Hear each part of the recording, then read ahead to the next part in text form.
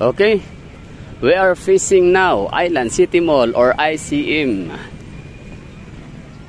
Pangalawang shopping mall dito sa Island of Bohol, sa Tagbilaran City, na siya na yata ang pinakamalaki, pinaka-moderno, pinakabago. So maganda yung kanyang style, para siyang mall, no? Wala siyang kapareha, hindi siya kamukha ng mall ng Gaisano. Hindi ko alam kung sino may-ari nito. So wala tayong time para alamin yun. Ang sa atin na pasyalan na natin yung loob at mamall tour na ho natin. Yan, thumbnail.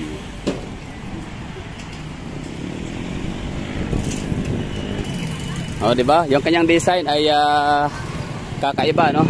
Unique. Walang kapareha. Ano sa tingin nyo? Meron ba siyang kahit tsura? Yung parang kamukha niya yung E-Mall sa may Elizabeth Mall, di ba? E-Mall sa Cebu.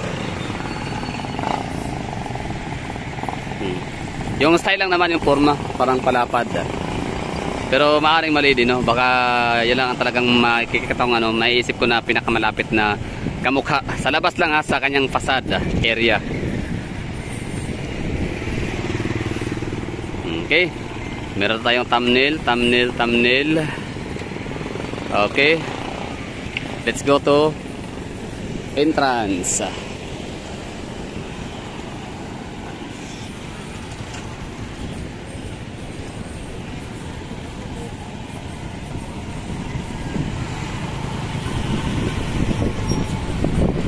Parang hindi sila nakikisama sa jeep modernization sa Pilipinas itong Bohol, Tagbilaran. Kasi so far wala pa akong nakikitang minibus or modernized jeep. So ngayon itong ICM or Island City Mall ng Tagbilaran City, Bohol ay parang nasa third floor yata to rito, no? Kasi meron silang basement floor or ground floor ba? Kasi ito yung second floor na kinatatayuan natin kung saan tayo nag-entry. And meron pa tayo nakikitang next floor nito.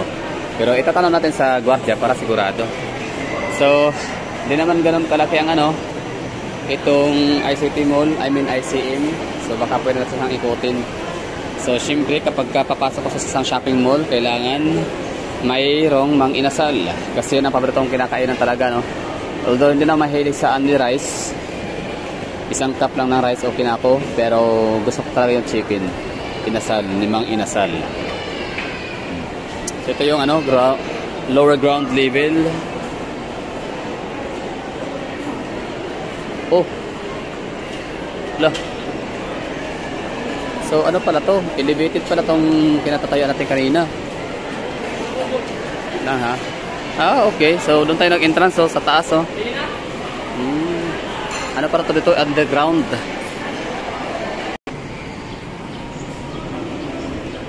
Mayroon silang underground area pala. So yung entrance ay second floor na siya. So, elevated. Tapos sa ilalim pala noon ay may mga establishments. Okay, so balik ulit tayo. Ito pala yung taxi na sinasabi nila. Variscon. Tatlo yung taxi nakita natin dito. Super Chakia. Naabali taxi. Pinakabok taxi sa Tagbilaran sa Bohol tanan. Mga 1,000. Padara 500. Lisod ni 100. Okay. Taas ray. Murag kaya. Nya isa ra pod ka kuan, isa ra ka kumpanya, Variscon lang. Na usa. Ana pa isa na siya ka kompetensya. Filbin murag na lain-lain tagiya pero cooperative. Variscon. Gamay ra nya. Dara pila na siya 40 pesos ang metro. 13 pesos per kilometer or 14. Okay. Pero lahi dire sir. Ano sa lahi? Wala na gisunod. Kontratahay. Di na mas sunod kay ug musunod ka sa metro ug outside Tagbilaran imong biyahe meter times 2. Okay, pero kung sa Tagbilaran lang masunod siya, metro siya. Okay. Kay ug outside Tagbilaran kay wa may pasahero ini balik, damo mo sakay. Panglaw. Panglaw. Di na yung metro, yung meter na meter times 2. Normal bisa sa mo sa Davao pag wala ka sa Davao. Lahi na din na siya metro, kontrata na siya. Kay lugi mo tigija. Lugi. Tama rin na siya, understood na siya nga pag outside ba Davao na, Pero matud pa sa gobyerno kay tapunon mo kuno gihapon gyud mo ngana ka mo flat rate ka. Oo, pero understood na kay nay. Oh, good. Bala na kay nang pasahero nga mo reklamo gihapon nga. Di ba? Bala na kay nang pasahero nga di kasabot. Hindi kasabot. Kay bala tagbilala na to siya. Tumano ng atong gusto kay kuan man kanang mapurdo ang taxi. Uya mo nga mag one way ra mo yung bayra nag metro na di. Uya mo di ka maintenance. Di ka sundo driver. So logos na gatos din ng taxi no? Kanang 30 daghan na kayo. Mao. Pero sige na at least naa. Naalala ko yung ano. Daghan-gamay mo parking sa pier, mga abot siguro mga napo. Kana. Pero dire tulor jud sa garang. At least meron no. Sige kuya.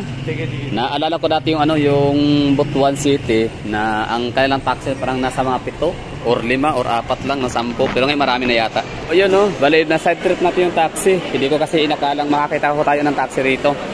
Ayun, meron. So at least meron no. So sabi nga ni kuya, kahit nga daw sa 100 no, hirap makaabot ng 100 yung taxi na dami ng Tagbilaran. Pero gano'n naman talaga. Hindi naman kasi kalakihan ang Tagbilaran din. No? Tingnan nga natin kung ano, gano'n kadami ang tao sa Tagbilaran. Wikipedia, pasok. Ayun no. Ang population sa Tagbilaran is 104,000 population lang siya. Mahagala. Ang Island Garden City of Samal, kung kayo ay taga Davao. So ito lang ha, para ma-realize po natin kung gaano kaliit ang Tagbilaran City. No? I don't know sa land area, pero in terms of population. No? So meron lang ho silang 104,000 population. Tapos alam mo ang nakakatuwa dito sa Tagbilaran, ito 3% lang yung kanilang poverty incidence. Nice one. Pero ano to, 2018. Hindi ko alam kung ilan na ngayon. Pero ang liit lang 3.40%. So konti lang. So out of sabihin natin 100,000, meron lang silang 3,000 or 4,000 katao lang ang nakakaranas ng matinding kahirapan. Yun. Tapos meron ho silang 36.50 km squared, no, maliit lang yung kanang location, yung kanang land area. Tapos siya naman ay third class component city in the capital province of the province of Bohol, Philippines, according to 2020 census. Ayun. So yun naman pala, no, understood na yun na konti na yung tao dito sa lugar. 104,000 population lamang. So kung marami man tayo nakikitang tao rito, so mga dayo, no, isa na tayo doon, mga bisita, dayo, turista. So ito yung kailangan supermarket area. Ang Island City Mall ay ano ba? Gaisano Mall. Sino ba may-ari nito? Hindi, sige tingnan natin. Yan. Island City Mall is an Island City Mall has redefined the concept of shopping, dining and entertainment in Bohol upon its opening in 2024. Check what's new. Okay, meron silang shop, widest array of groceries, household items, meron dine-in and watch, no? Experience total cinematic adventure of Dolby Digital Surround EX in the state-of-the-art cinemas. Tapos meron din silang mga play, no? Never miss the fun and excitement at the world of fun with all the fantastic games and kiddie rides to enjoy. Join our community Viber. Yun lang. The supermarket spread out with more choices and has the widest array of groceries, household items, and everything in the kitchen's needs, and it has a precious. Okay, yun lang. Tapos hindi ko na alam kung sino may-ari nito. Consumers catered, 1.3 million na, no? Ang makikater daw. I don't know. Okay, let's go sa taas. Tapos hanapin natin kung sino may-ari or anong corporation.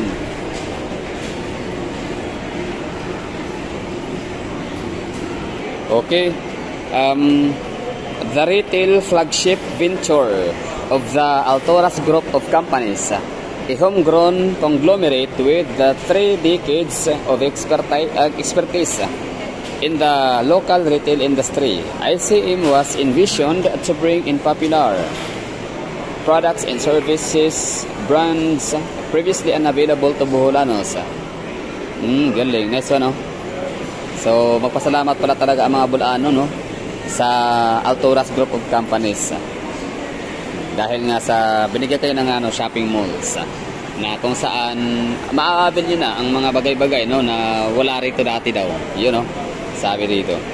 So there is in Bohol. Bohol Governor Ares Umintado announced on Friday that the construction of SM Tagbilaran Mall, the first SM super mall in the province, will start construction in 2025 and will open its doors in 2007. Reported September 2, 2023. Congratulations, meron kayo next year. Opening na yan next year. At least, malapit na yan. Bilis ang panahon. So yun lang, no? Ang napamayari is Alturas Group of Companies na ano siya, homegrown conglomerate with 3 decades of expertise in the local retail industry. So ito yun, second floor ulit tayo nito, no? So puntahan natin yung yung third floor sa Avinson. Well, kapag shopping mall, as I've said, lagi kong hinahanap kaagad yung pagkain, Jollibee, Mang Inasal, Greenwich, yan ang paborito ko talaga, tsaka McDonald's, yung 4 na yun, no? Tapos cinema, sinihan, tapos grocery, no? So meron silang grocery, meron silang cinema, meron silang pagkainan, marami. So kapag walang cinema, walang elevator, walang escalator, ang isang shopping mall, so medyo para sa akin lousy, hindi siya ganun ka-exciting puntahan, no? Kahit pa hindi na ako mahilig manood ng sine, still I still wishing pa rin, no, na yung mall na pupuntahan ko ay mayroong sinihan. Yun, dami mga pagkainan dito, mga branded na mga boutiques and shops. So, akit tayo dito sa kabila. Island Souvenirs. Baka may-ari ng yan, Cebuano businessman pala, no? Una ko nabiling Island Souvenir na damit ay sa Terminal 3 na iya. Okay, punta tayo sa taas. Siyempre, mga cellphone shops, no? Yung mga gadgets area. Baka nasa second, third floor. Yan, Boss Coffee. Idol. Kaso parang walang Starbucks pa dito, no?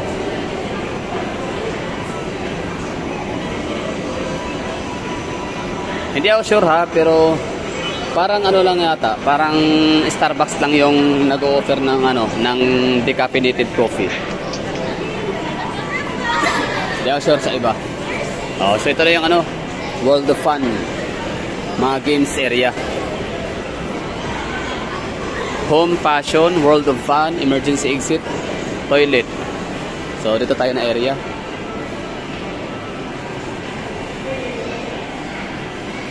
Mga home furnitures. All you need is here.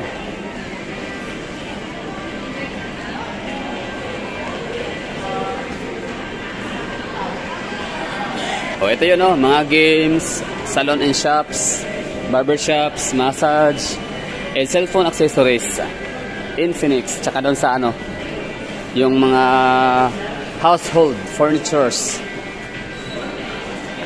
Cinema, hahanapin natin. Pinakala sa tipuntahan. Tapos, di ko alam kung anong gagawin next kasi alas 4 pa yung natin trip papuntang Cebu. Ito na yun.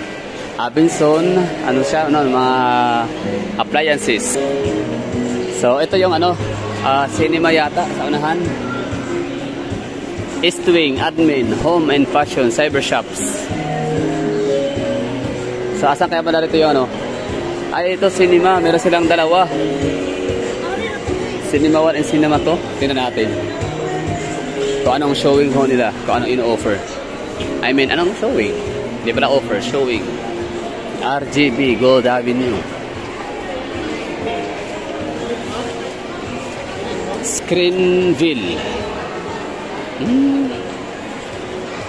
Ito yung loob ng cinema nila, no? Yung lobby area.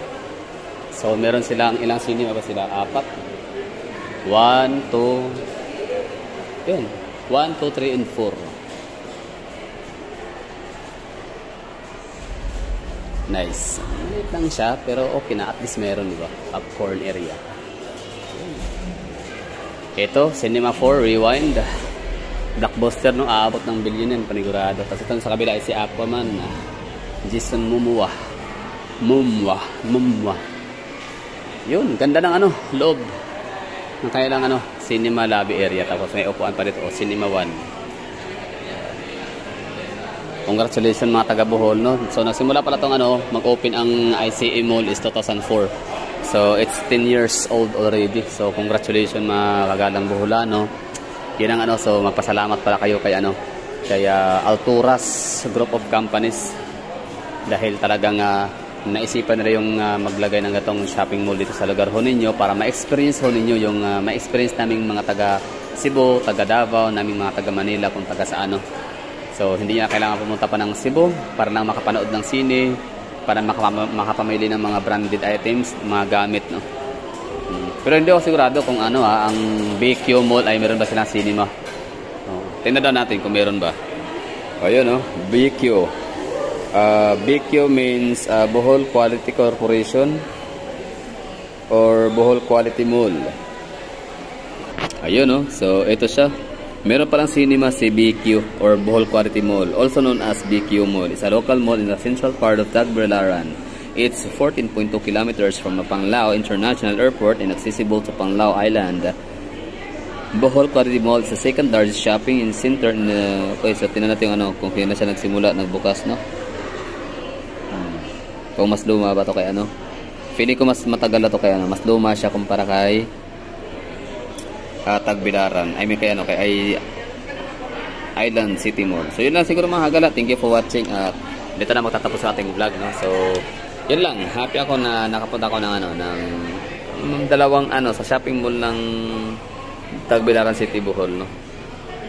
Capital town of Tagbilaran province. So far maganda siya, complete as dekados. Wala ka nang hahanapin pa sa Island City Mall. Walang Starbucks, no problem kasi meron namang Boss Coffee. Hindi nga lang siya hindi caffeinated. Bye!